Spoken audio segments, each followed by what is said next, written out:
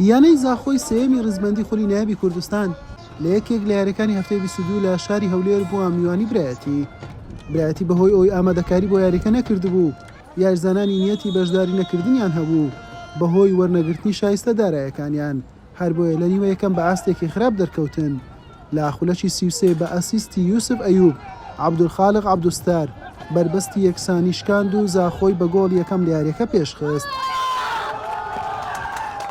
لە خولەکی 42 عومەر بی بۆ ئەنجامەکەی بۆ تیپەکەی دوو هێندەرێ کرد. لە نیوەی دووەم سەرەتا خاوەن ماڵ باشتر دەرکەوت و ویستی گەڕانەوەی هەبوو. سەرەتا محەممەد هاوار لێدانێکی ڕاستەخۆی لە ستوندا لەم ڕستە هێرش بەریەش بەرگریکاران و گۆڵپارێز و ستونی گۆڵی زاخۆ ڕێگەیان نەدا برایەتی بە گۆڵ بگات. ئەم هەوڵەی ڕیڤا عەبدوڕەحمانیش مەترسیدار بوو. لە خولەکی 69 جۆرجی لویس گۆڵی سێمیشی بۆ زاخۆ لە یاریەکە زیاد کرد.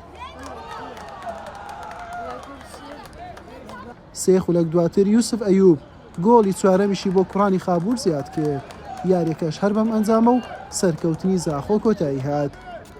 ئەمە بەحسی وەرزش دەکەن وەرزش بەو نوعیەتی ناکرێت بڕاستی پێ دەرێم نەبەست نادی برایەتی لە هەموو نادیەکان هەموو وەرزشی لە کوردستان زدی ڕاهێنەر و زدی لاعبیە شکلێکی کاتی لاعب نفسیە حاضر نەبە هەموو شتێک ئامادە نەبێ مشکلە نیە ئەو مشکلێ مەیە قەیرانی داری پەرە مەوزوعی ما هەموو پەرەیە بڕاستی پێ دەرێم ئەمە لە معاشی یەکەم کاتی ما دەست پاک کرد هەر معاشی یەکەم تاخیر ئەمە تقریبا تاکیدم ئێوە هەموو دزانم پێستا ئەوە 3 مانگ فەریقی نادی برایەتی معاشی وەرنەگرتی وەکی دیار ئەڤروکەمەشیا سەرکەفتنەکۆ گرنگ الملعب يانا براتي ما بدأ سخوينات راستي طموحنا ما أفصل أون إن شاء الله أم رياض دوي والسيام رازين أبن إذن خدي ملبر أفصل أم تشتاق باش بكن وأم كاسب ده بنشكو عناصر ما باشن ولعب ما باشن وحمي تقديم تكنوا هرسم خدان مدربة كي باشن راستي حمي تكتيك وباس وأزبوارت كم أف دوريا يعني وشان لعبة مش شوطك درسوا يناكري حمي باس حمي لعب بيجا